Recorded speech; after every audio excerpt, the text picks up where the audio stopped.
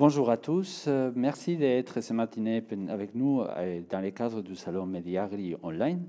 Et malheureusement, nous n'avons pas pu se rencontrer comme il était prévu dans le cadre de ces salons qui devaient avoir lieu à Avignon dans cette semaine, mais nous avons eu l'opportunité de se réunir tous ensemble pour vous présenter les activités qu'on a réalisées dans le cadre du groupe Climagri Ventoux.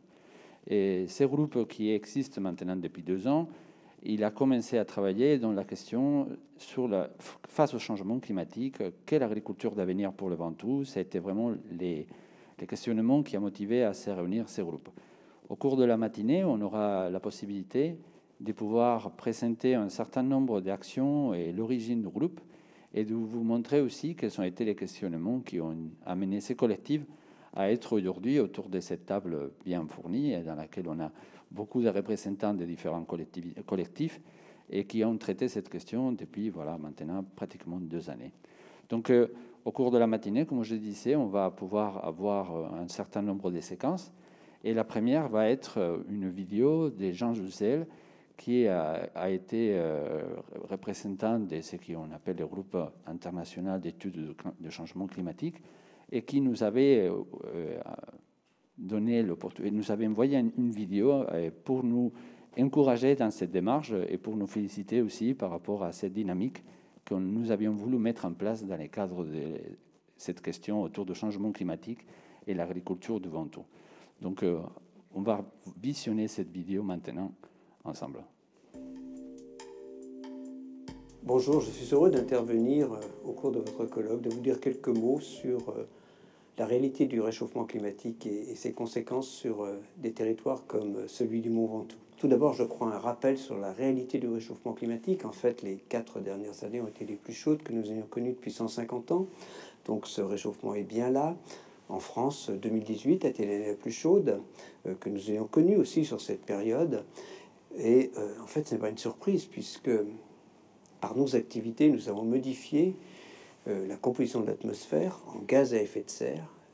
Ces gaz à effet de serre qui piègent une partie du rayonnement réfléchi à la surface de la planète, eh bien, augmenter l'effet de serre se traduit par une augmentation de l'énergie disponible pour chauffer l'atmosphère, l'océan, les glaces. C'est très bien documenté, cette augmentation des gaz à effet de serre, le rôle primordial du gaz carbonique, du dioxyde de carbone, donc de l'énergie, l'utilisation des combustibles fossiles, et puis aussi le rôle de l'agriculture, sont pour 15 à 20%, ça dépend des pays, en particulier à travers le protoxyde d'azote et le méthane. Ce qui est important de retenir, eh bien, c'est que en fait, de cette chaleur supplémentaire, 1% seulement est utilisé par l'atmosphère. L'essentiel va dans l'océan. Et c'est donc dans l'océan qu'il faut, je crois, regarder la réalité du réchauffement climatique. Elle se traduit de façon très claire par l'élévation du niveau de la mer. Chaque année, le niveau de la mer s'élève de à peu près 3 mm, dont 1 mm est lié au réchauffement de l'océan qui se dilate, et puis une large partie du reste à la fonte des glaces. En fait, nous avons dans cette élévation du niveau de la mer la combinaison de 2 indicateurs du réchauffement climatique, le réchauffement des océans et la fonte des glaces. Si on regarde sur les 60 dernières années, le réchauffement a été d'un peu moins de 1 degré. On peut l'expliquer entièrement par l'augmentation de l'effet de serre. À l'inverse, les causes naturelles du réchauffement climatique, la variation de l'activité solaire, l'activité volcanique, ne peut y contribuer que pour 1/10 de degré. Donc le diagnostic est clair, nous sommes à l'origine du réchauffement climatique que nous vivons depuis en particulier une 50aine d'années. De même, nous sommes aussi nous avons d'une certaine façon la maîtrise du réchauffement futur. Prenons le cas d'une stratégie qui consistera à ne rien faire pour lutter contre le réchauffement climatique. Eh bien, cette stratégie nous emmènerait vers des réchauffements de 4 à 5 degrés d'ici la fin du siècle. Alors, de quoi s'agit-il? Par exemple, dans l'océan, de l'acidification de l'océan. L'océan serait 2 fois plus acide dans cette hypothèse à la fin de ce siècle qu'au début du siècle dernier. Les événements extrêmes qui auraient tendance à devenir plus extrêmes, soit plus intenses, soit plus fréquents. Les populations qui seraient affectées, on va parler de réfugiés climatiques, on va parler de sécurité alimentaire, de ressources en eau. Par rapport à ces autres problèmes environnementaux, eh bien, ils sont exacerbés par, disons, un réchauffement climatique intense, non maîtrisé.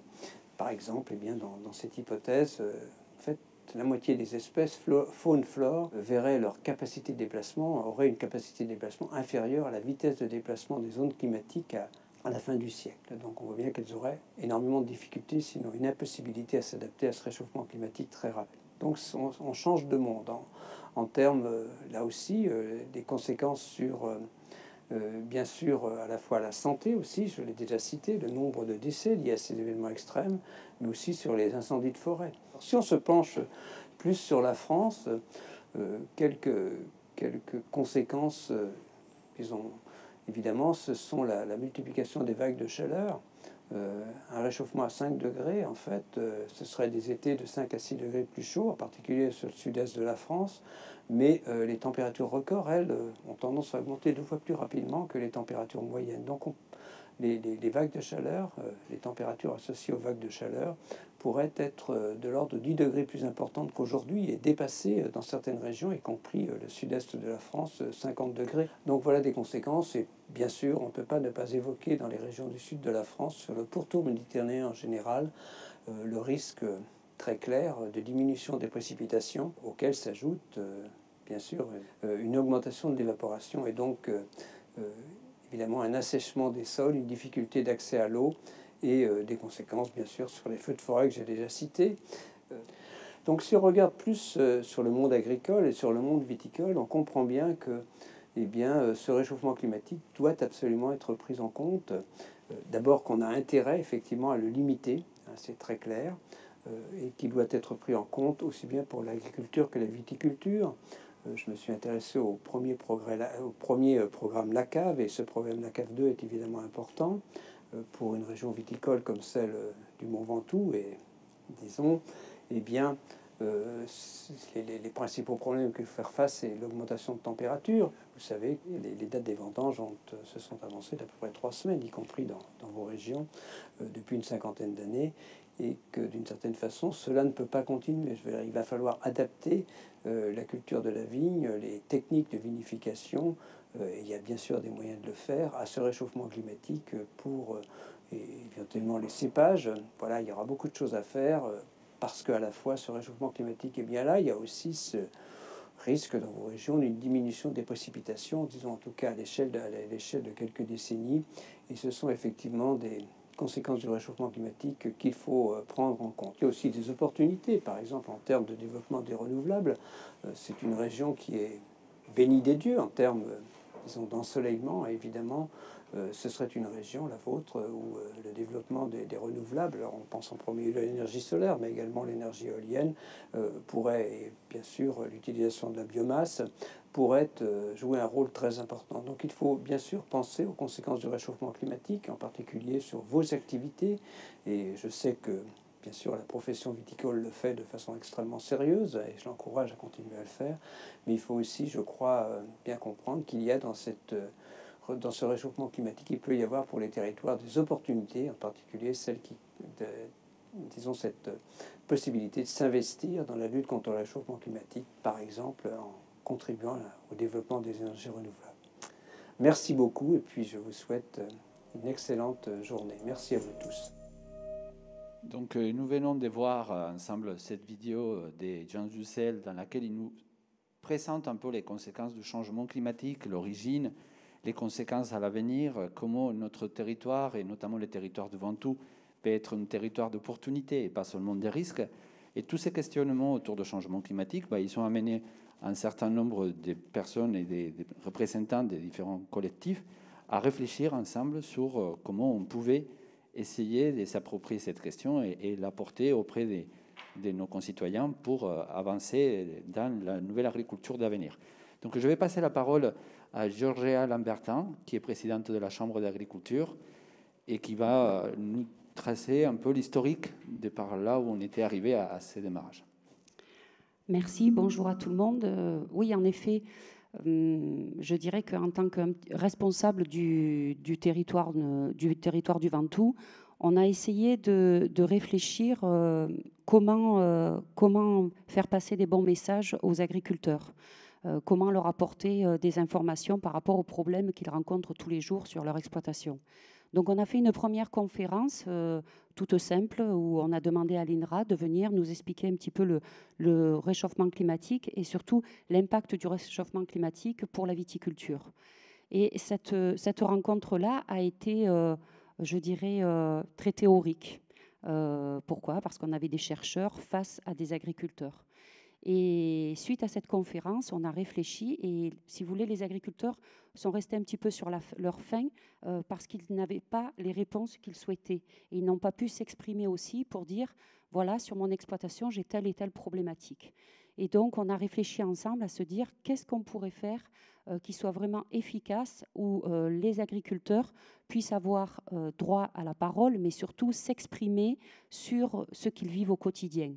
Parce qu'avec ce changement climatique, ils vivent, je dirais, des problématiques qui sont assez importantes au fur et à mesure de chaque année, avec des aléas qui se répètent, 4, 5 aléas dans l'année. Et donc, il était important de savoir comment faire pour pouvoir réfléchir ensemble à ce que ce territoire avance dans la même direction.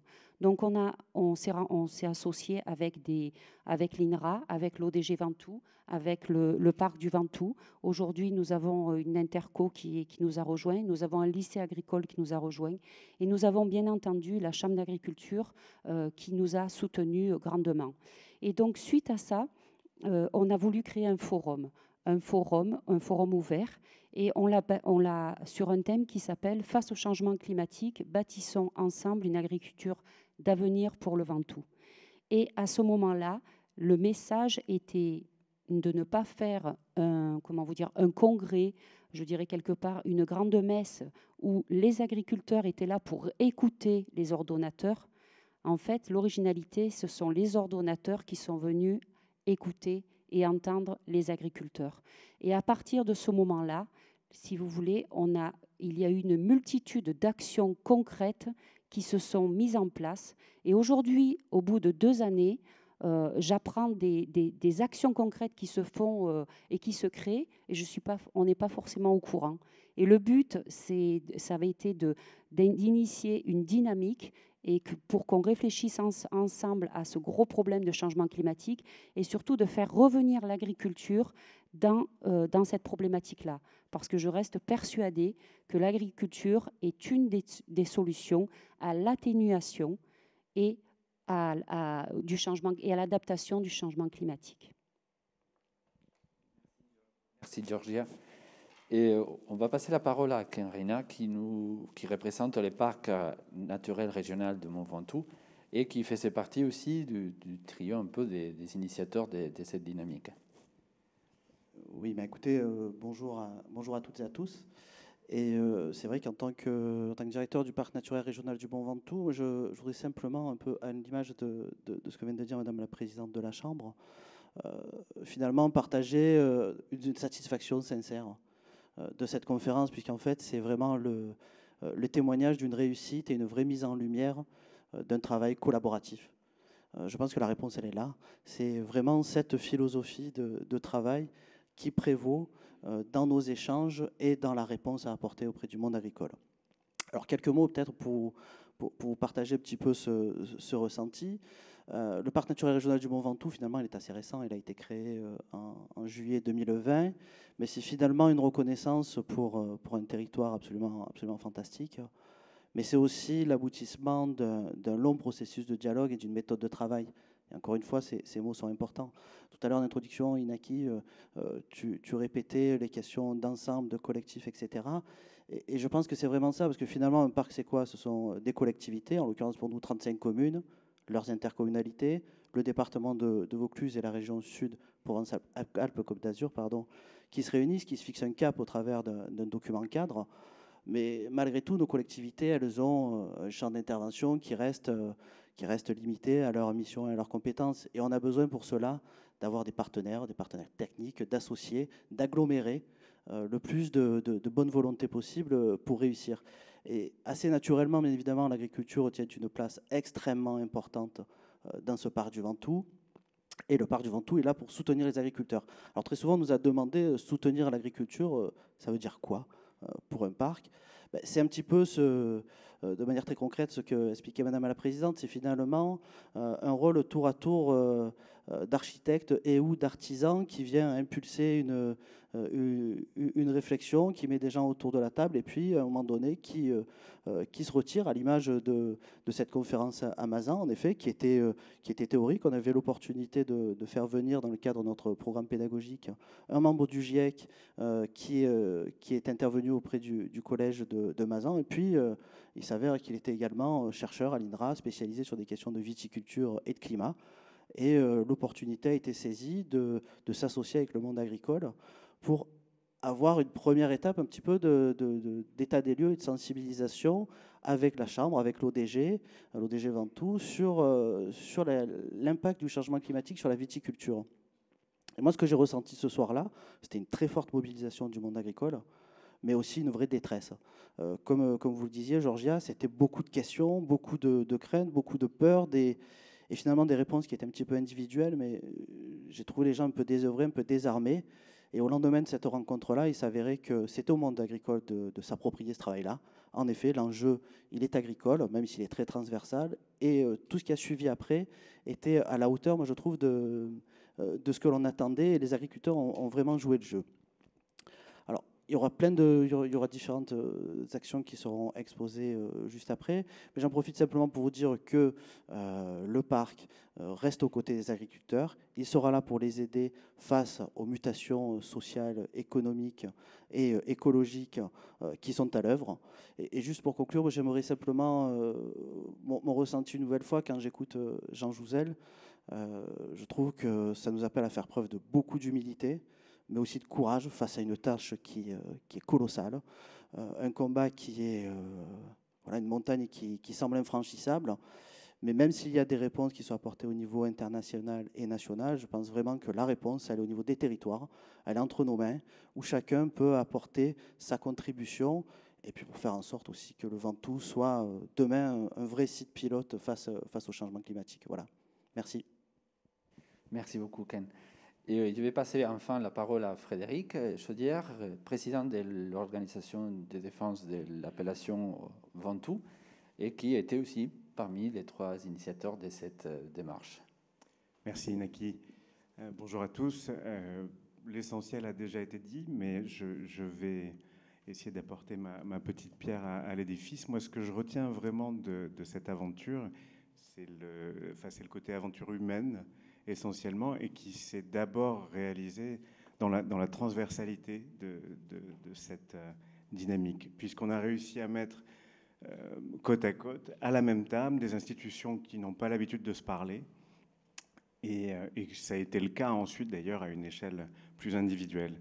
Donc on a pu petit à petit avoir la recherche, d'une part, grâce à l'INRAE maintenant d'Avignon, dont on a découvert, parce que j'avoue un peu honteusement que je l'ignorais, à quel point nous avions des ressources extrêmement précieuses à portée de main, notamment par le département environnement et agronomie et l'unité agroclim, mais je laisserai Inaki vous en reparler, et Frédéric Huard plus tard.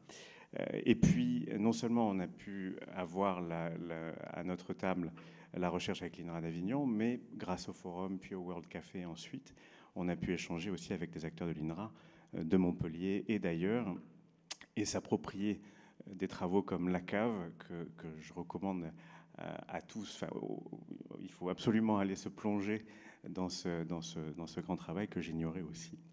Donc, à la même table, nous avons mis la recherche, les institutions agricoles, que ce soit le GDA du Ventoux ou la Chambre d'agriculture grâce à Georgia, les agriculteurs eux-mêmes, alors au premier rang desquels les viticulteurs de l'appellation Ventoux, mais aussi les agriculteurs de l'AOC Muscat du Ventoux, de la cerise du Mont Ventoux, enfin, tous les agriculteurs du bassin du territoire du Ventoux se sont engagés, et évidemment avec le support indéfectible du syndicat mixte qui a depuis, et on s'en réjouit, donné naissance au Parc national régional du Ventoux. Et Georges l'a déjà souligné, mais en chemin, grâce à cette dynamique, nous ont rejoint le lycée agricole Louis Giraud de Carpentras et la communauté de communes, la COV de Carpentras, qui sont devenus des acteurs essentiels dans cette dynamique. Et cette mixité, cette transversalité, on l'a retrouvée à l'échelle individuelle. Je pense que ça a beaucoup dû à la méthode du forum ouvert. Alors, je serais incapable de vous en dévoiler les secrets en 2 minutes, et puis on a été, j'allais dire, plutôt des victimes heureuses de la magie de cette méthode-là. Mais je recommande Yael Groner et Gilles Vialard d'Espace et Solutions, qui sont basés à Fort-Calquier. Et ce qui est ressorti de tout ça, c'est de très belles qualités humaines, l'ouverture et la curiosité intellectuelle, le goût du collectif et du partage, la volonté d'entraide. Et donc finalement, de nouvelles convivialités se sont construites autour de sujets assez graves. Et la conclusion de tout ça, c'est qu'on a trouvé un vivier de bonne volonté et que ça a débouché sur la mise en place de nombreux groupes d'action, de nombreux groupes de travail, dont on va vous présenter évidemment les premiers résultats.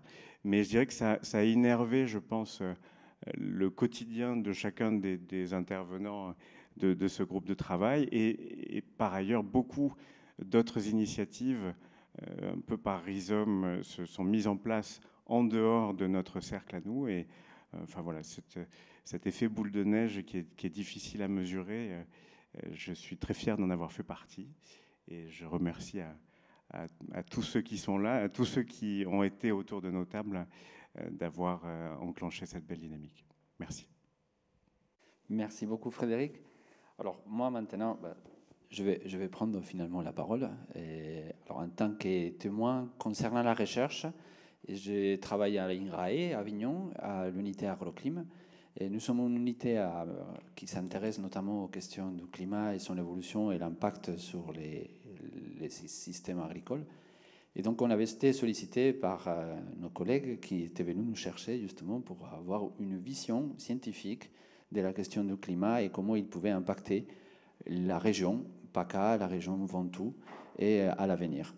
Il faut dire que la recherche, ça fait déjà plus de 20, 30, 40 années que la question du changement climatique, elle s'est appropriée.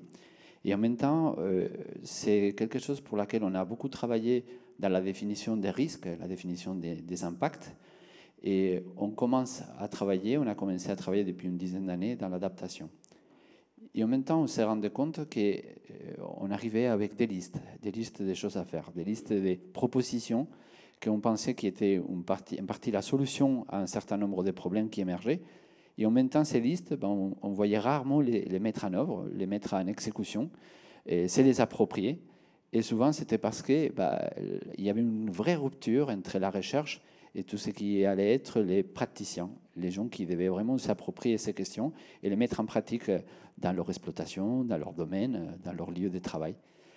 Et donc, ça a été une vraie opportunité pour nous de construire un dialogue, de pouvoir participer dans ces co-constructions d'un certain nombre d'idées, d'un certain nombre de voies de solutions, dans lesquelles nous, on pouvait apporter une quantification, une vision scientifique, on essayait d'avoir, on va dire, une qualité de la donnée, une qualité de ce qui pouvait vraiment arriver demain, et à la fois d'écouter des questionnements plus terre-à-terre, plus touchables, plus immédiats, qui chamboulaient quand même notre façon de travailler et de regarder les questions de recherche qui étaient les nôtres. Et à la fois, nous remonter de nouvelles questions que nous n'avions même pas identifiées auparavant.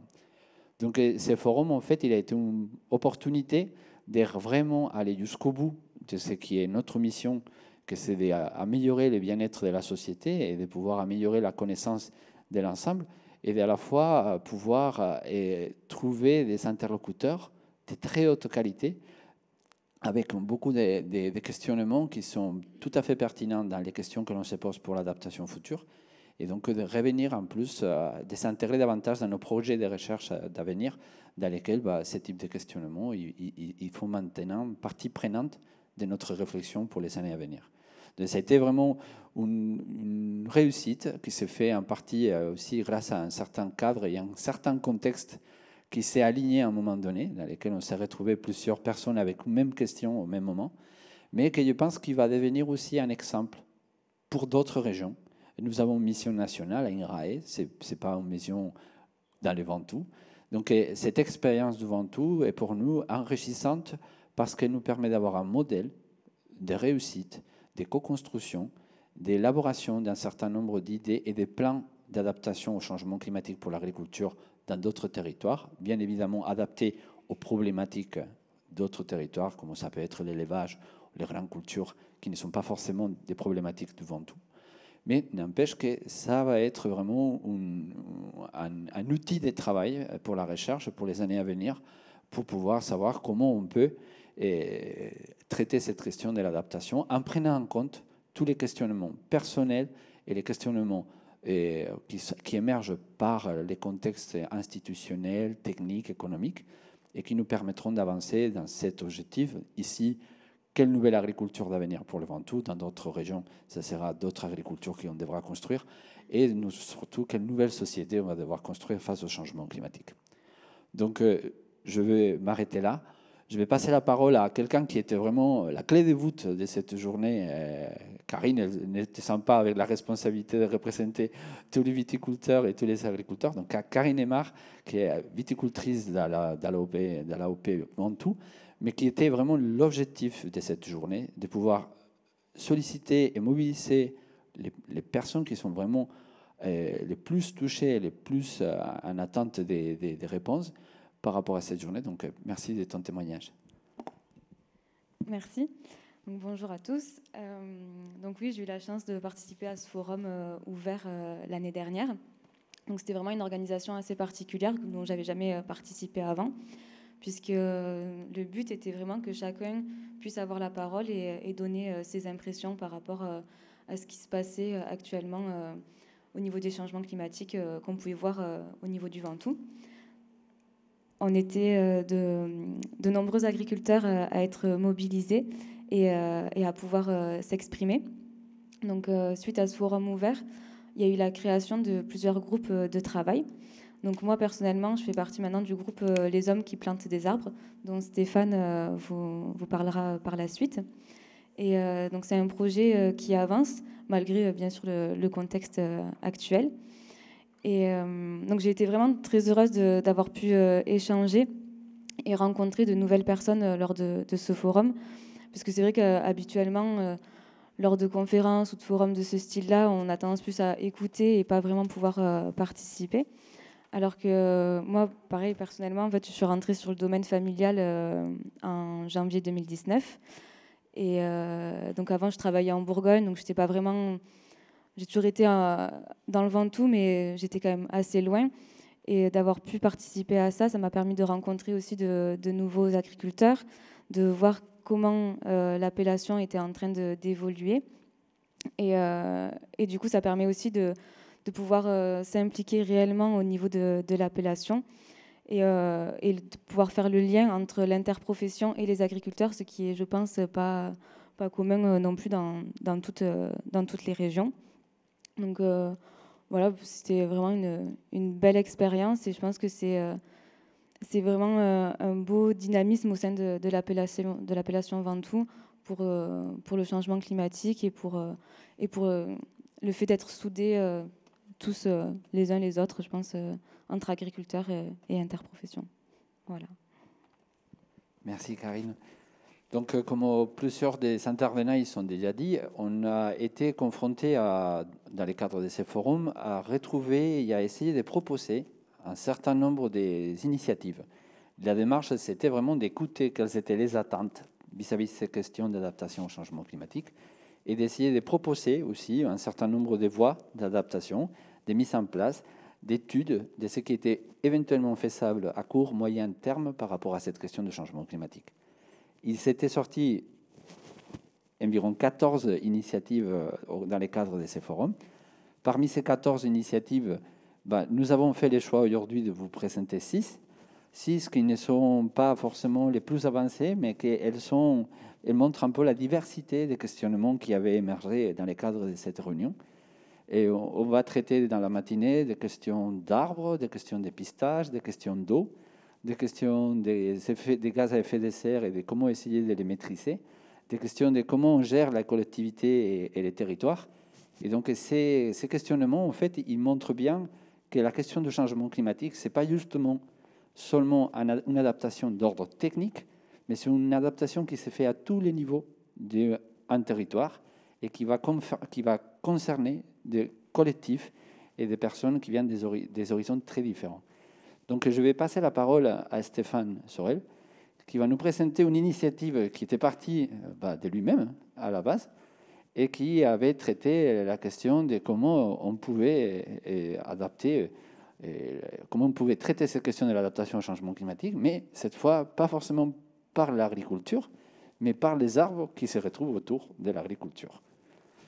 Oui, donc au cours de la seconde session de travail du forum, il fallait proposer des actions concrètes. Et donc Christophe Solas et moi-même avons lancé l'idée de planter des arbres. Donc en étant tout à fait novice sur le sujet, hein, aucune expérience en la matière. Et la première réflexion ce jour-là était de dire il faut trouver l'arbre mouton à 5 pattes, donc celui qui va nous permettre de fixer du CO2, d'avoir une production, une récolte, hein, un arbre qui ne concurrence pas les cultures, un arbre qui protège nos cultures des fortes chaleurs, qui serve à abri de biodiversité et qui aussi soit esthétique par la même occasion. Donc on a sollicité les chercheurs, hein, et ils ne nous ont pas trouvé la réponse ce jour-là. Donc on a été obligé de continuer avec des groupes de travail. Donc on a eu un premier groupe de travail où on a un petit peu plus affiné en décembre 2019 nos axes de travail sur le sujet autour de l'arbre. Donc on a identifié une première piste qui tournait autour vraiment de l'arbre sur les exploitations, l'arbre comme outil sur les exploitations pour s'adapter au changement climatique, donc avec ces notions de protection des cultures mais aussi de production. Et puis une notion, un deuxième axe de travail autour de l'arbre fixation carbone, avec peut-être à terme l'agriculture qui va jouer un rôle dans la société, alors par le paysage, mais surtout par la fixation de CO2, et de donner une image d'une agriculture qui s'engage vraiment dans la fixation du carbone. Donc là, avec à terme peut-être, on va le voir un petit peu plus tard, de faire une espèce de marathon de plantation d'arbres. Sur la partie agroforesterie, alors je ne vais peut-être pas rentrer dans les détails de l'agroforesterie en étant aussi un débutant sur le sujet, mais on identifie assez rapidement des intérêts intéressants par rapport au changement climatique de l'agroforesterie. Pendant longtemps, on a arraché les arbres parce qu'ils nous gênaient pour la mécanique, parce qu'à première vue, ils concurrencent les cultures. Mais si on implante bien et qu'on choisit bien les espèces d'arbres en cohabitation avec les cultures, on a un bénéfice pour nos exploitations, pour l'agriculture. Puisque l'arbre va apporter de la matière organique, il va faire de l'ombrage, il apporte de la biodiversité, donc il a quand même beaucoup d'intérêt. Et donc la piste est vraiment à creuser pour l'avenir, pour nos cultures. Donc on a eu une session de travail, pour reprendre l'historique, où on a appelé des agriculteurs candidats à travailler sur ce sujet. On a eu quand même une quinzaine d'agriculteurs prêts à s'investir sur ce groupe de travail. Et donc on a lancé la constitution d'un GI2E qui a été accordé sur la partie préfiguration. Donc ça c'est bien lancé, c'est bien en piste, donc avec Gérard Gazot de la Chambre. Donc on a un groupe qui est constitué et qui est motivé.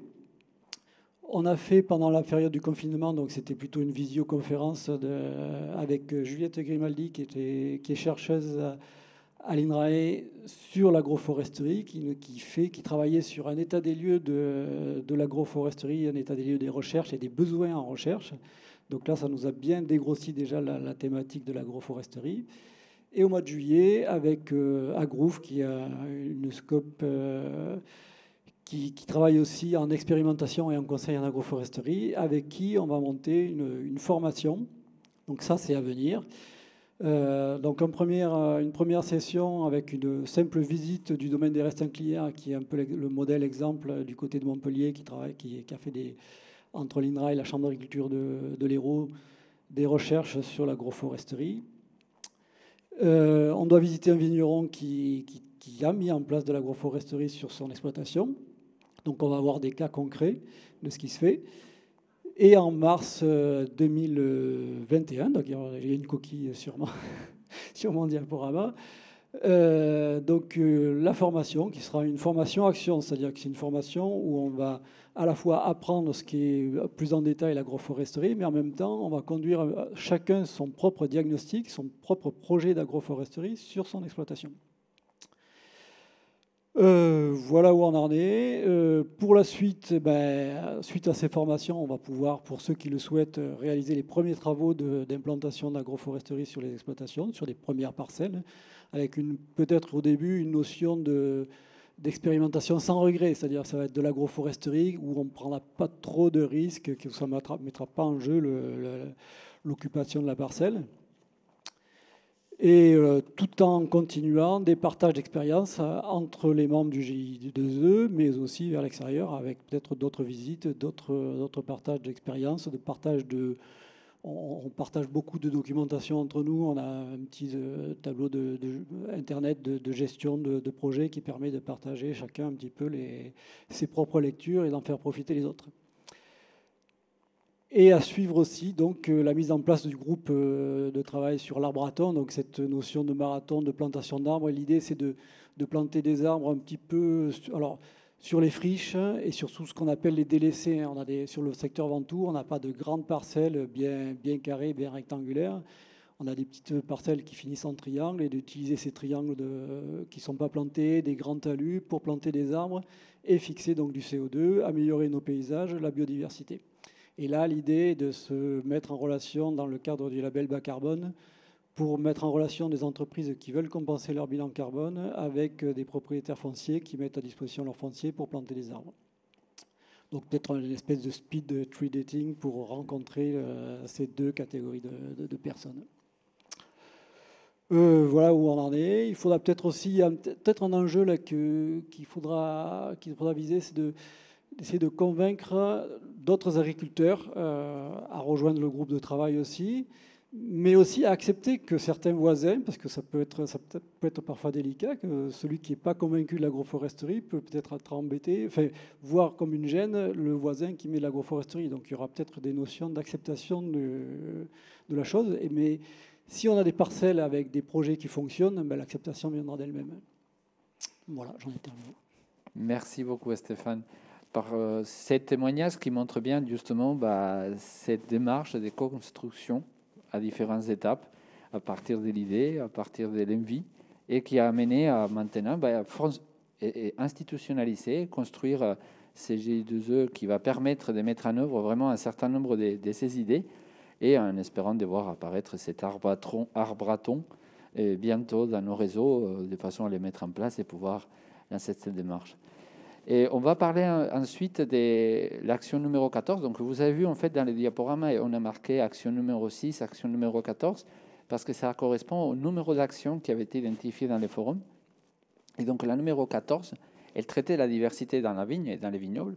Et en fait, on a la chance dans notre territoire, ce n'est pas exactement dans les Ventoux, mais à Piolenc, pas très loin.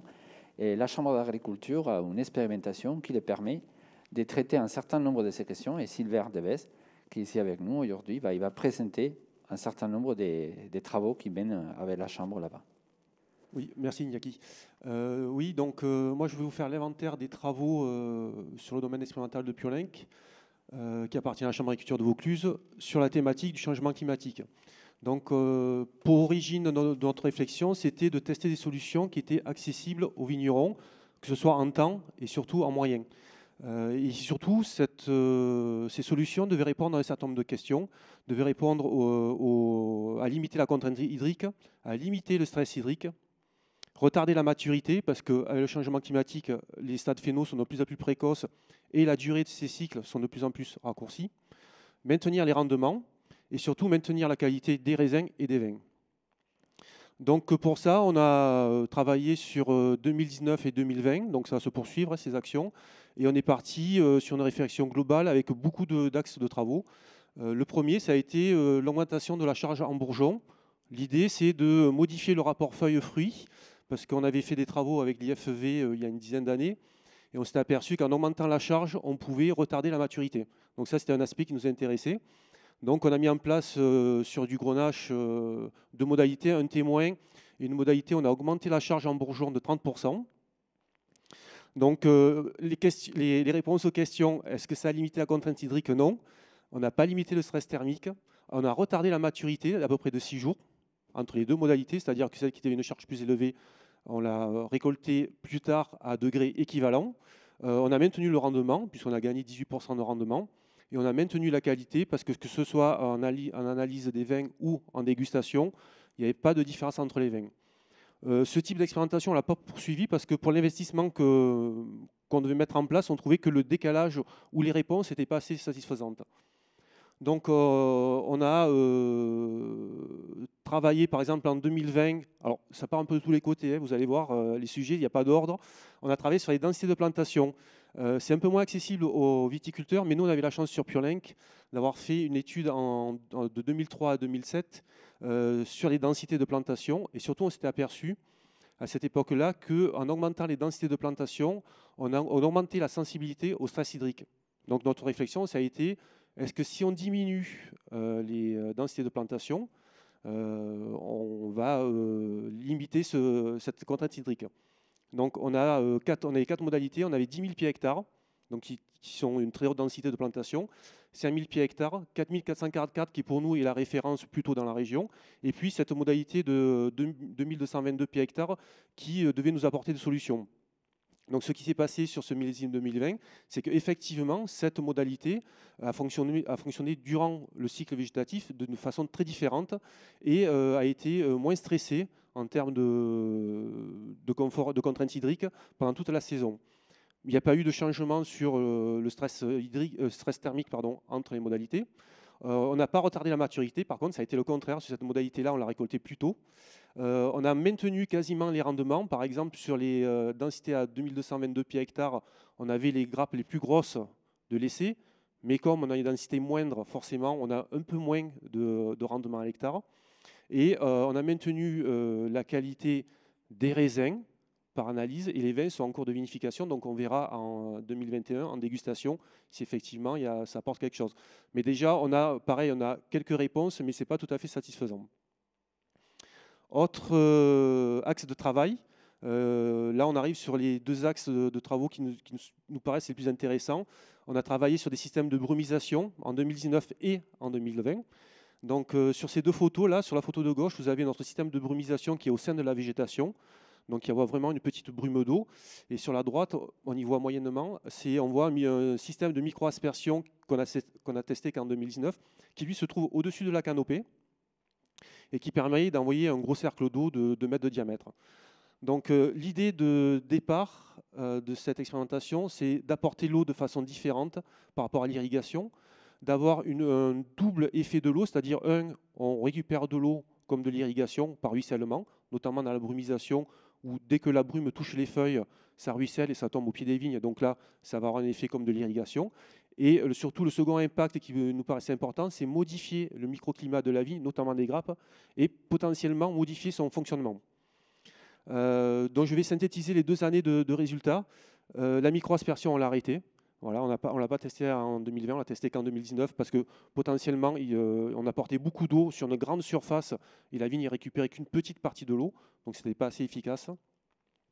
On s'est focalisé sur la brumisation et l'irrigation. Sur 2019, la brumisation a excessivement bien fonctionné, mais on était sur un montage technique où on apportait 2 fois plus d'eau que l'irrigation, donc ça paraît logique que cela fonctionne bien. Pour 2020, ce qui est plus intéressant, c'est qu'on a ramené les volumes d'eau à l'identique, c'est-à-dire que l'irrigation et la brumisation apportent la même quantité d'eau à la vigne. Et donc, qu'est-ce qu'on s'aperçoit en 2020? C'est qu'on perd une partie de l'eau apportée par la brumisation, parce qu'on est dans une région très ventée, et donc forcément, il y a une dérive de cette brumisation. Donc, on réfléchit pour 2021 de rabaisser le niveau des brumisateurs au sein de la végétation. Donc ça, c'est en cours de réflexion. Alors, on s'est aperçu les résultats. Concrètement, on limite la contrainte hydrique. On est au niveau de l'irrigation, donc la vigne stresse moins. On a surtout limité, et ça c'est intéressant, le stress thermique des vignes, notamment avec la modalité brumisation. Donc on a des sondes de température à l'abri au sein de la végétation. Et là, on peut s'apercevoir effectivement que la température au sein de la végétation reste, on va dire, plus fraîche pendant une longue période. Donc on faisait fonctionner la brumisation 2 heures le matin Et donc, on a une plus-value jusqu'à environ midi où la température est nettement inférieure à la modalité témoin. Et on sait que les conditions de fonctionnement de la vigne, il y a un optimum de température qui est entre 26 et 32 degrés. Et donc, on espère, en modifiant la température au sein de la végétation, que la vigne va mieux fonctionner pendant ce petit laps de temps et cumuler à la fin de la saison, apporter une plus-value. Donc ça, c'est très intéressant. Sur le retard de maturité, effectivement, sur l'année 2019, on a apporté beaucoup plus d'eau. On a eu un décalage de 9 jours. Cette année, à quantité équivalente, on n'a pas eu de décalage de maturité. Donc là, c'est une petite déception. On a maintenu les rendements et on a aussi maintenu la qualité des raisins et des vins, parce qu'on a dégusté en 2019. Ça, les vins sont ressortis premiers de la dégustation, notamment de la brumisation. Donc on est quand même dans l'attente des dégustations 2020 avec des quantités équivalentes en eau. Mais ça, c'est une des pistes de travail qui nous paraît important, en étant prudent sur l'utilisation de l'eau, qui va être une ressource importante pour l'avenir. Et surtout, ce qui nous manque maintenant, on sait qu'il y a une modification du microclimat au sein de la vigne. Maintenant, on voudrait caractériser si la vigne fonctionne différemment. Donc voilà, donc on passe à des moyens de mesure, des dendromètres ou des flux de sève pour vraiment valider ce fonctionnement différent de la vigne. En tout cas, il se passe quelque chose. Deuxième axe de travail très intéressant, c'est l'ombrage. Alors, on a utilisé des filets paragrèles monoparois pour ombrer les vignes. Et pareil, sur 2 années, 2019-2020, on a utilisé 3 pourcentages d'occultation de la lumière, 25%, 50%, 70%. Alors, on a eu des résultats très intéressants. 2020, on a reconduit les modalités sauf le 25% qui ne donnent pas assez de résultats satisfaisants. Mais sur les 50-70%, on a eu des choses très intéressantes. Donc, on a limité la contrainte hydrique en termes de fonctionnement de la vigne. Donc, la vigne fonctionne mieux. On a limité le stress thermique. Alors, oui et non. Alors, on ne limite pas, on ne change pas la température au sein de la végétation. Mais il se passe quelque chose sur la température des feuilles avec des mesures laser. On voit que les feuilles sont plus fraîches, mais on ne modifie pas la température de l'air au sein de la végétation. On a retardé la maturité, que ce soit en 2019 ou en 2020. On va jusqu'à 11 jours de décalage de maturité. On a maintenu les rendements. On se pose quand même la question du cumul de ces ombrages sur plusieurs millésimes. Donc là, on est au début de l'expérimentation. On va quand même vérifier qu'il n'y en ait pas une perte de rendement sur des vignes qui sont ombrées de façon cumulée sur les années. Et puis, on a maintenu surtout la qualité des vins à la dégustation avec un bémol. On perd un peu de couleur sur les parties les plus ombrées. Donc, on a dégusté en vert en noir en 2019, ce qu'on va faire aussi en 2020. Donc voilà, il y a juste ça. Mais l'ombrage nous paraît quand même une des pistes aussi très intéressantes. Dans le même axe de travail, c'est-à-dire sur l'ombrage, on a réfléchi à utiliser le végétal, la vigne elle-même, pour ombrer la partie des grappes. Donc on a fait une sorte de un plan simple, c'est-à-dire que sur de la syrah, là, cette fois, jusqu'à maintenant on travaille sur le grenache, on n'a pas palissé, on a palissé juste au-dessus des grappes. Et puis on a essayé de faire retomber la végétation de chaque côté, comme le schéma le montre, pour ombrer la zone des grappes. Alors, ça a été assez décevant, puisqu'on n'a vu aucune différence entre les deux modalités, que ce soit le témoin ou la modalité en plan simple. Pour la simple raison, c'est que l'ombrage se met en place tardivement. Il faut attendre que la végétation pousse pour qu'elle soit assez grande, qu'elle retombe, comme la syrah est un cépage à port retombant, et couvre la zone des grappes. Mais on s'était dit qu'il fallait quand même tester quelque chose de plus simple que l'ombrage par filet. Donc, là, on est voilà. Donc, ce qu'on va continuer à travailler, c'est surtout la brumisation et surtout essayer de caractériser le fonctionnement de la vigne. On va continuer à travailler sur l'ombrage et essayer de voir si le cumul de ces ombrages n'impacte pas sur le rendement de notre vignoble. Et puis pour finir, je vais vous présenter deux autres actions importantes. Donc là, on a un autre niveau d'investissement en temps et en moyens. Donc on a de l'agrivoltaïsme dynamique sur Piolenc, où on travaille avec l'INRAE, Sunair et ITK, IFEV, avec un financement ADEME dans le projet Sunagri. Donc là, on a des ombrières, des panneaux dynamiques qui suivent la course du soleil et qui ombrent la vigne au moment les plus chauds, c'est-à-dire l'après-midi. Donc on a deux modalités. On en a une où on va faire fonctionner les panneaux plus tardivement pendant la période de maturité, et une sur la droite où les panneaux fonctionnent dès le débourrement. Donc là, on peut voir quand même l'efficacité de ce type d'installation. Mais comme je vous l'ai dit, c'est un autre niveau d'investissement et de recherche.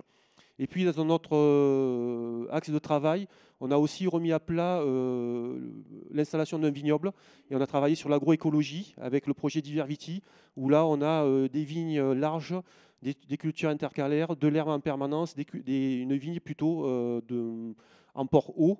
Voilà, donc ça, c'est un vignoble tout à fait récent et peut-être qui va nous apporter des réponses. Voilà. Quoi qu'il en soit, toutes ces installations sont visibles sur le domaine expérimental de Piolenc. On organise chaque année des portes ouvertes où on présente notamment ces essais, mais aussi tous les autres essais sur lesquels on travaille, notamment dépérissement de vignoble, matériel végétal, cépages tolérants aux maladies. Merci beaucoup, Sylvain. Et pour cette diversité des travaux en cours sur la viticulture, et comme vous disait tout à l'heure, on a cette chance inouïe d'avoir un dispositif qui nous permet de tester autant d'hypothèses dans un endroit si près du Ventoux, et que voilà, c'est vraiment une source d'inspiration, mais aussi de réflexion. On va continuer dans les différentes actions qui avaient émergé dans le forum. Et la numéro 10 était autour de quelle culture face à l'évolution du climat. Donc, c'est une des principales questions qu'on nous pose souvent dans la recherche. Qu'est-ce que l'on va planter à l'avenir dans nos territoires? Quelles sont les cultures que l'on peut avoir? Et là, il faut dire qu'on part sur un chemin un peu différent. Ce n'est pas les scientifiques qui arrivent avec des espèces qui proposent aux agriculteurs, mais c'est les agriculteurs qui ont pris l'initiative d'aller voir qu'est-ce qui était cultivé dans des territoires plus méridionaux, plus au sud, et de commencer à réfléchir et explorer par eux-mêmes la démarche. Donc, c'est quand même quelqu'un d'INRAE qui va présenter les travaux, mais que c'est un travail collectif, comme va nous montrer. Martha, s'il te plaît. Oui, bonjour. Donc oui, je vais présenter cette action qui part du constat que pour s'adapter au changement climatique, la diversification des cultures peut être une piste très importante. Et oui, voilà. Et donc, effectivement, on part de l'observation qu'il y a une certaine incertitude liée au climat et au changement climatique. Et donc, il faut essayer de voir à la fois des espèces qui peuvent apporter un bon apport économique à l'agriculteur, mais qui aille aussi un intérêt du point de vue agronomique et écologique. Donc, qu'il soit possible de les associer aux espèces qui sont déjà présentes sur les territoires et qui puissent s'adapter aux paysages existants. Donc, est-ce que la diversification peut être un levier d'adaptation au changement climatique? Donc, comme le disait Iñaki, le cas de ces projets est particulièrement intéressant parce que ce n'est pas une idée qui est venue de la recherche et qui est, disons, tombée sur les agriculteurs, mais ce sont les agriculteurs à partir de 2017 qui ont commencé à réfléchir sur des possibles espèces qui pouvaient être utilisées au niveau local pour la diversification en arboriculture. Et les pistaches a été donc considéré comme une possibilité intéressante. Et donc, il y a des agriculteurs pionniers qui ont commencé des plantations à partir de 2017 et qui ont eu la volonté de se fédérer et de constituer un groupe de travail pour pouvoir communiquer entre eux et pouvoir donc se mobiliser autour de cette expérimentation. Sur le cas de la pistache, donc en 2019, ces groupes d'agriculteurs ont commencé à solliciter la Chambre d'agriculture pour avoir aussi un appui au niveau technique. Et donc, la Chambre d'agriculture a décidé d'essayer de porter un projet pour mettre ensemble les agriculteurs, pas seulement au niveau local sur les Ventoux, mais en général sur la région sud, et pouvoir, disons, regarder comment cette culture était utilisée dans d'autres zones méditerranéennes et avoir un appui aussi du point de vue de la recherche. Et donc, ça a été à partir de ça qu'on a proposé un projet FEADER, un projet qui donc vient de débuter en 2020. Voilà. Et c'est un projet où il y a différents partenaires, dont la Chambre d'agriculture et les porteurs. Et il y a 3 actions en particulier. Une action vraiment sur l'analyse de la possibilité de la diversification comme stratégie d'adaptation au changement climatique. Une action plus technique sur l'accompagnement du développement de la pistache et une 3e action sur la possibilité de capitaliser cette expérience et pouvoir accompagner d'autres projets de diversification. Voilà, donc les projets a débuté, comme je disais, même avec les contraintes de la situation actuelle, a débuté en 2020. Et il y a des premières actions qui ont été menées dans le cadre de l'action 2, donc sur l'accompagnement du développement de la culture. Il y a un groupe technique qui s'est constitué entre techniciens et agriculteurs. Il y a donc un suivi des parcelles qui ont été déjà mises à culture. Et il y a l'élaboration en cours d'une fiche technique des synthèses bibliographiques avec les premières expériences des agriculteurs qui ont planté la pistache depuis déjà quelques années. Pour mettre en commun et en connexion les divers projets de plantation qui sont en cours dans les territoires. Voilà, donc ça c'est sur la partie de la diversification. Merci beaucoup Martha pour la présentation de cette initiative, comme tu as bien dit, qui venait des agriculteurs, dans lesquels la recherche s'est impliquée pour accompagner dans la mise en place de ces démarches et qui montre déjà ses premiers résultats et qui montre déjà une dynamique forte au niveau du territoire et qui, espérons, elle va continuer dans les années à venir, qui aura probablement beaucoup de succès. Et comme on a présenté jusqu'à maintenant, on a vu pas mal d'activités qui étaient plutôt d'ordre technique ou d'ordre applicatif sur le terrain, l'agroforesterie, les travaux plutôt des techniques agricoles au niveau du vignoble. Ici, l'introduction de nouvelles espèces dans un territoire. Mais il y a toujours en fait cette question de comment tout ça s'intègre au niveau d'un territoire, comment on peut vraiment articuler de façon plus large et en prenant en compte les avis et les objectifs des différents intervenants dans un territoire. Et c'est la mission de la COV. Et donc, Geneviève Boissin va nous présenter les plans qui sont en cours au niveau territorial. Voilà, plan climat, air, énergie. Merci beaucoup. Bonjour. Effectivement, moi, je suis en charge du plan climat, air, énergie territorial sur le territoire de la COV, donc l'intercommunalité autour du Ventoux. L'objectif, effectivement, Inaki, du plan climat est de mettre en place sur le territoire la coordination de la transition énergétique. Donc un plan climat, c'est un plan d'action qui regroupe un certain nombre de thématiques, la lutte contre le changement climatique avec la réduction des gaz à effet de serre, on en parlera tout à l'heure, le volet adaptation aux effets du changement climatique, on en parle depuis tout à l'heure, un volet sur la qualité de l'air qui est relativement nouveau puisqu'il a été intégré sur la loi de 2015, et le volet de consommation et de réduction et de l'énergie sur le territoire, avec un volet d'énergie renouvelable, on en a parlé également il y a un petit instant. Donc la COV, effectivement, porte sur son territoire un plan climat. Elle est coordinatrice de la transition énergétique et c'est pour ça que je suis très heureuse d'être là aujourd'hui, puisqu'on a profité de la dynamique, j'ai envie de dire, qui était en place sur le territoire au travers de la thématique énergétique et agriculture.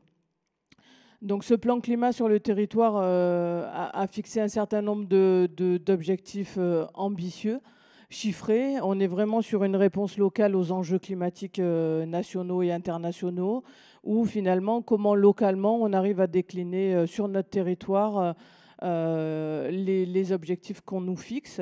Donc les objectifs fixés par les élus il y a quelques mois ont été de diminuer de presque 50% de la consommation énergétique d'ici 2050, diminuer de manière très très conséquente les gaz à effet de serre, et tout en envisageant le développement de la production d'énergie renouvelable sur le territoire, notamment évidemment photovoltaïque, pour devenir un territoire à énergie positive à partir de 2045.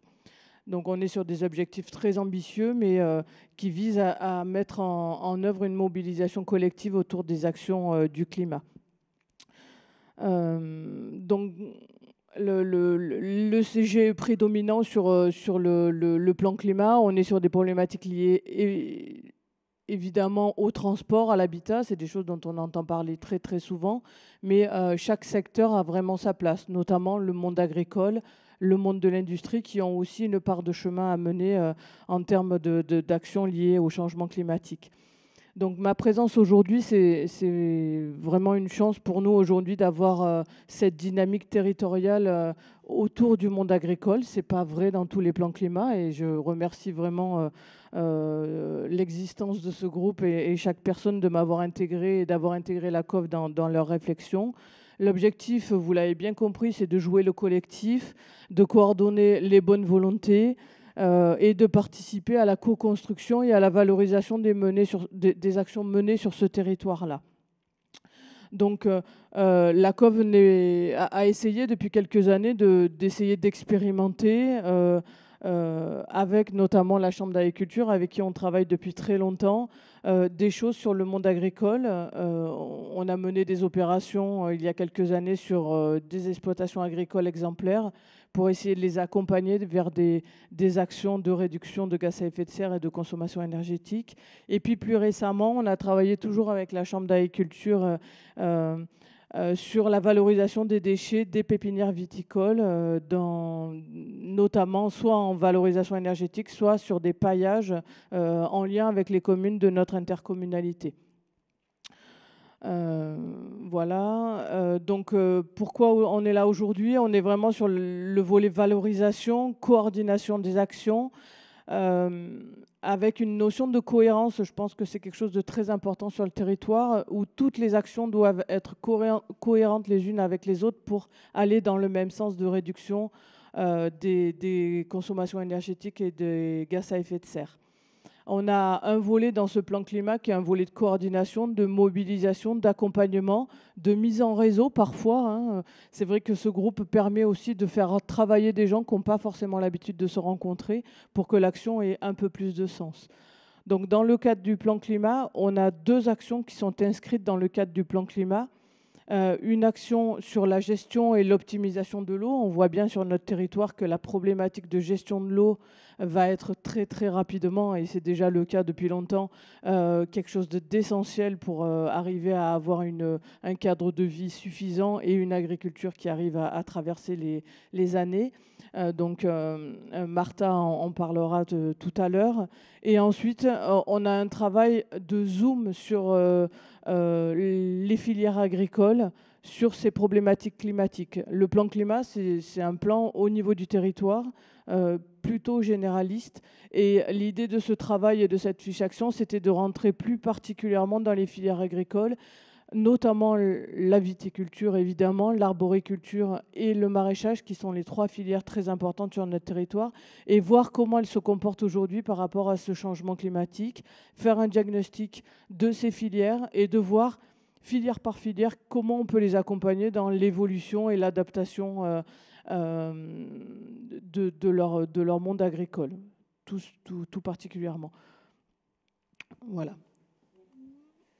Merci beaucoup Geneviève. Et donc voilà, on voit que vraiment au niveau du territoire, il y a ces plans climat qui peuvent structurer davantage un certain nombre d'actions, qui permet de coordonner et de mettre en commun un certain nombre de connaissances, mais aussi des dispositifs, des démarches qui peuvent être soutenues par ces plans. Et comme Geneviève vient de dire, l'eau reste quand même une ressource clé de notre territoire qu'on doit bichonner, qu'on doit pouvoir garder et qu'à la fois on doit partager et utiliser par rapport aux différents besoins que l'on a. Dans le cadre des discussions qu'il y avait eu dans le cadre du forum, l'eau était revenue à plusieurs reprises. Donc on a 2 actions, l'action numéro 2 et l'action numéro 13, qui s'intéressaient à la question de l'optimisation de la gestion de l'eau. Alors c'est tout un travail collectif. Pour l'instant, toutes les actions que l'on voit, ça appelle tout le temps un collectif de personnes qui viennent des différents organismes. Martha va nous représenter cette action actuellement. mais en collaboration avec la Chambre d'agriculture, Manon Dublé, et aussi avec la COV, comme on vient d'être présenté par Geneviève. Donc, Martha, dis-nous Oui. où on Voilà, en est. là aussi, moi, je représente un collectif de personnes parce que pendant les forums, il y avait plusieurs actions qui étaient intéressées à la gestion et à l'utilisation de l'eau, qui évidemment est l'une des ressources les plus à risque dans les cadres de changement climatique. Et donc, on a regroupé un peu toutes les actions autour de l'eau, disons, de l'utilisation de l'eau dans cette petite présentation qu'on a coordonnée avec la Chambre d'agriculture et la COV. Donc, pour ce qui concerne l'utilisation de l'eau, l'optimisation de la gestion de l'eau, il y avait des actions qui étaient déjà en place, coordonnées par la Chambre d'agriculture avec les autres organismes dans les territoires, donc les CRIAM et la ZAD du canal de Carpentras. En particulier, il y avait un projet qui maintenant vient d'être, disons, vient d'évoluer dans la création d'un GI des œufs optimaux, où il y a un certain nombre d'agriculteurs dans la zone d'intérêt qui ont accepté, ont pris l'initiative d'utiliser des senseurs directement dans leur terrain pour évaluer l'utilisation de l'eau et donc pour pouvoir optimiser cette utilisation sur la base des cultures qui sont faites dans chaque typologie de sol. Et donc, lutter à la fois contre l'érosion du sol, mais aussi accroître la capacité de rétention en eau de sol et limiter l'évapotranspiration de l'eau. Pour pouvoir améliorer les pratiques d'irrigation qui sont mises en place sur les territoires. Dans le cadre toujours de l'optimisation de la gestion de l'eau, donc il y a les doubles points de vue, d'une fois de l'utilisation, mais aussi de la disponibilité. Et donc, une des actions d'intérêt sur la question de la disponibilité d'eau, c'était de recenser et essayer de, disons, améliorer la possibilité d'avoir des retenues collinaires pour pouvoir sécuriser les ressources en eau et prélevant l'eau dans les périodes hivernales et en ayant un stock d'eau qui peut être utilisé dans les périodes de pénurie. Donc là, par exemple, le 1er décembre, c'est prévu une formation sur les cadres de cette action pour expliquer, pour donner des exemples aux agriculteurs sur comment pouvoir utiliser et améliorer l'utilisation de ces retenues collinaires. Il y a toujours dans le cadre de la gestion de l'eau un autre projet qui est porté toujours par la Chambre d'agriculture sur la réutilisation des eaux usées en agriculture, qui c'est une autre question très importante pour pouvoir avoir, disons, une meilleure utilisation des eaux qui sont déjà usées et dans une approche au niveau du territoire. Donc, cette action sera pilotée par les chambres de l'agriculture et les méthodes mises en œuvre sont celles de faire premièrement une étude de faisabilité à l'échelle des bassins versants, intégrant une analyse des coûts-bénéfices et accompagner aussi l'acceptation de l'utilisation des eaux usées pour une démarche territoriale sur l'utilisation de ces types de ressources. Pour ce qui concerne l'INRA, donc on a aussi des projets sur l'utilisation de l'eau, en particulier sur la spatialisation des besoins en eau des cultures pour pouvoir mieux gérer la ressource en eau en cas de pénurie. Donc, les constats, c'est qu'il y a une augmentation des besoins d'irrigation en général dans toutes les régions du sud de la France et il y a donc l'importance de bien identifier les zones irriguées pour pouvoir développer des méthodes pour estimer les besoins des cultures et apporter donc les bonnes quantités en assurant en même temps une production agricole acceptable. Donc l'idée, c'est d'utiliser les images satellitaires, donc pas des capteurs sur les terrains, mais vraiment des capteurs qui viennent des satellites, pour pouvoir identifier les surfaces qui sont réellement irriguées au niveau territorial, caractériser quelles sont les pratiques d'irrigation et pouvoir donc modéliser les besoins spécifiques de chaque couvert agricole. Voilà. Merci beaucoup, Martha. Donc, on voit qu'en fait, voilà, toutes les actions, elles sont à un sens territorial et qui se sont structurées. Tout à l'heure, on a déjà commencé à parler, mais il y a un point important à rappeler. L'agriculture fait partie des sources d'émissions des gaz à effet de serre. Et on a parlé de comment l'agriculture peut s'adapter au changement climatique, donc comment l'agriculture va devoir en partie modifier ses pratiques et comment elle va devoir aussi évoluer. Mais l'agriculture, elle est aussi acteur de comment on peut atténuer cette évolution des gaz à effet de serre. Et ça a été un des questionnements forts qui a émergé pendant cette journée du forum et que Gérard Gassot il va nous présenter dans le cadre des diagnostics d'énergie. Oui, bonjour.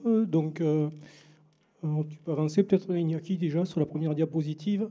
Oui, lors du World Café, il y a eu plusieurs constats de fait par rapport à cette question de l'atténuation, avec des outils et des démarches d'évaluation environnementale qui existent déjà, qui ont déjà été utilisés sur le territoire du Ventoux. Geneviève en a parlé, comme l'outil Diater pour les exploitations agricoles. Il y a aussi l'outil en ligne donc sur le site jediagnosticmaferme.com qui permet de faire un autodiagnostic énergie gaz à effet de serre et qui est disponible pour tous les agriculteurs. Il est en libre utilisation. Il y a le programme porté par l'ADEME Agribalise sur les analyses de cycle de vie, avec pas mal de travaux qui sont déjà réalisés par la CTIFL sur des produits agricoles. Donc il y a déjà des choses qui existent. Ce qui manque, c'est une approche multifilière sur l'agriculture, sur l'ensemble du territoire, en fait. Donc l'idée, c'était de réfléchir à un diagnostic qui puisse s'inscrire dans la démarche du plan climat de la COV, quoi. Donc on a réfléchi autour de ça, et puis l'outil, il existe. Donc tu peux avancer, s'il te plaît, Iñaki. Donc l'outil, il existe déjà, il s'appelle Climagri. Donc c'est un outil qui est développé par l'ADEME, en fait, et qui existe et qui est déjà déployé dans d'autres intercos en France, assez souvent dans le cadre des plans climat. Donc l'idée, ça a été de déployer cet outil-là sur le territoire de la COV. Donc la COV est maître d'ouvrage, et la maîtrise d'œuvre, elle a été confiée à la Chambre d'agriculture de Vaucluse et à Bio-de-Provence. Voilà, on est 2 structures membres de l'interréseau agriculture, énergie, environnement. Voilà. Donc l'idée du diagnostic, c'est de réaliser un état des lieux des consommations d'énergie donc directes et indirectes de l'agriculture sur le territoire, donc en ayant une approche filière. Elle a parlé des trois principales filières, Geneviève. Donc on se focalisera quand même essentiellement sur les 3 principales filières. On va approcher les émissions de gaz à effet de serre, principalement le dioxyde de carbone et le protoxyde d'azote, les 2 gaz à effet de serre sur lesquels on va se pencher parce que la typologie d'agriculture du territoire veut que ce sont ces gaz-là qu'il faut qu'on regarde de près. Le méthane, bon, on n'a pas de ruminants sur le territoire, donc voilà, comme disait Jean Jouzel, les 2 principaux gaz à effet de serre en agriculture, ça reste quand même le méthane et le protoxyde d'azote. Donc chez nous, on va quand même se focaliser plus sur le protoxyde d'azote. Le gros volet également qui sera étudié au cours de ce diagnostic, c'est le stockage de carbone dans les sols et les plantations lié à l'activité agricole. Il y a un rôle énorme à jouer par rapport à cela. À l'horizon 2050, il faut qu'on ait compensé les émissions de gaz à effet de serre résiduelles par le stockage du carbone. Donc on regardera ce volet-là. Et puis on aura le potentiel nourricier du territoire également. Voilà, tu peux avancer s'il te plaît, Iñaki. Donc tout ça, ça va se faire donc, de concert avec les agriculteurs et les experts agricoles du territoire. L'idée, c'est d'avoir vraiment une démarche concertée pour aboutir à un diagnostic solide et partagé. Voilà, donc ensuite, en termes de démarche, octobre-mars, réalisation du diagnostic, travail sur les scénarios d'évolution de l'agriculture pour essayer de voir si on peut arriver à se caler sur les objectifs du PCAET qui sont quand même, vous l'avez vu, relativement ambitieux vis-à-vis de ça. Ensuite, au mois d'avril, on aura une phase de concertation lors d'ateliers pour partager et consolider le diagnostic et identifier des actions à retenir par filière. Ensuite, au mois de mai, on aura un COPIL au niveau de la COV avec les élus, les financeurs, puisque l'outil qu'on va déployer est quand même financé à 70% par l'ADEME.